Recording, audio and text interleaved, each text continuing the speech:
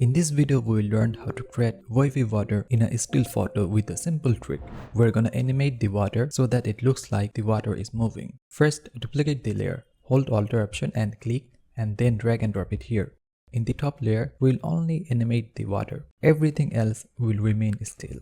To do that, we need to first select the water. In Effect Controls, under Opacity, select the rectangle mask. Expand the mask areas so that the whole water areas are selected. Now go to the Effects panel. Here search for Turbulent Displace. Apply it to the top layer. Right now, by default, this effect kinda gives us a wavy look, but we can make it better. In Effect Controls, we'll tweak the settings.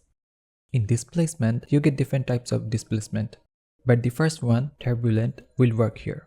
Since we mask out the top areas, so only the water is affected, and that's what we need here. Set the amount to around 50. This measures how much it will be distorted. Set the size to around 90. The settings will vary to photos and what type of wavy effect you want for your photo. Changing the offset will move the water into one direction. We don't want that. We just want the water wave not to go from right to left or left to right. If we increase the complexity, then the distortion becomes tiny. So we can keep it to 1 or 2. The evolution is important. Right now we got the wavy effect, but the water doesn't have any motion. With evolution we can animate it. If I increase it, then you can see it looks like the water is waving. We can add keyframes to animate it. Click the stopwatch icon to add a keyframe at the beginning of the clip. Now move to the end of the clip. Now increase the amount. It will add another keyframe.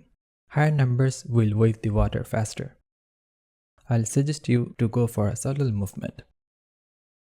There are a few more options here. Those are necessary for this effect. As I mentioned before, there are different types of displacements. You can try them. Each of them will give you a different wavy effect. So this is how you can easily create wavy water effect in Adobe Premiere Pro.